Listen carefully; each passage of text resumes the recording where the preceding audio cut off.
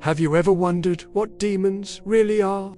Let's dive into a topic that many find fascinating, yet mysterious. So, what is a demon?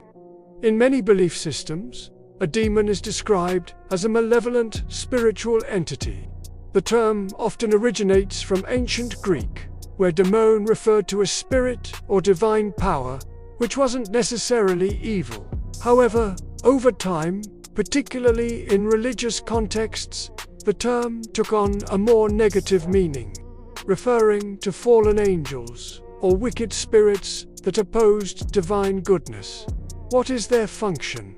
Well, the primary role attributed to demons is to influence humanity negatively.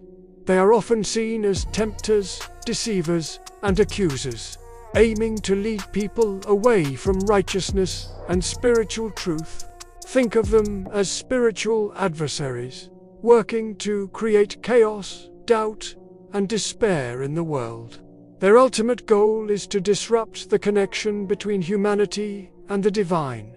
Now, it is interesting to note that many traditions believe that demons aren't just a chaotic mob of evil. Instead, they are often organized with specific roles and purposes. Just like you might have specialists in a company, different demons are said to specialize in different types of temptation or affliction. One might focus on inciting anger, another on greed, and yet another on spreading falsehoods. This idea of a structured hierarchy of evil is a common theme in many theological and mythological texts. Let's look at some names and their specific purposes, drawing from various traditions and texts.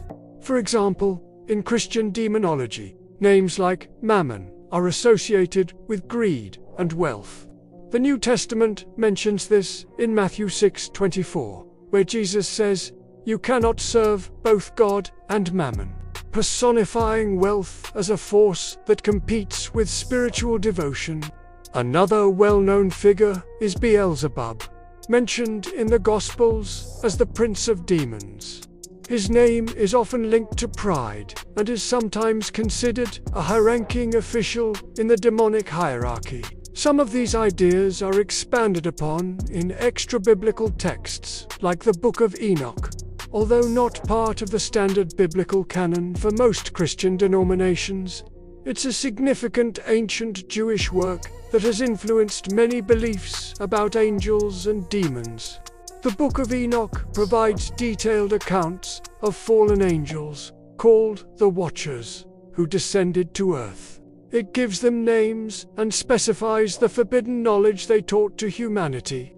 For instance, an angel named Azazel is said to have taught humans how to make weapons and cosmetics, leading to corruption and unrighteousness. Another, named Semyaza, was their leader who orchestrated their descent.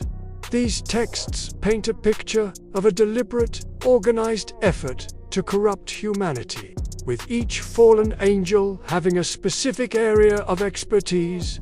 The Bible itself also gives examples that suggest specific demonic functions. In the New Testament, we see instances of spirits being associated with specific ailments. In Luke 13, Jesus heals a woman who was crippled by a spirit for 18 years. In Mark 9, a boy is afflicted by a spirit that causes seizures and prevents him from speaking.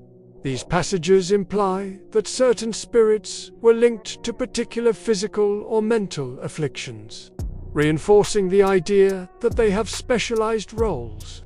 So, from ancient texts to more modern interpretations, the concept of demons is often not just about generic evil, but about a structured force with specific agents assigned to specific tasks, whether viewed as fallen angels, malevolent spirits, or personifications of human vice. The idea that they have names and purposes has been a powerful and enduring part of human storytelling and belief for centuries. It's a complex and deep subject that has captured the human imagination for millennia. Thanks for watching. If you found this interesting, don't forget to like, subscribe, and hit the notification bell for more deep dives into fascinating topics. See you next time.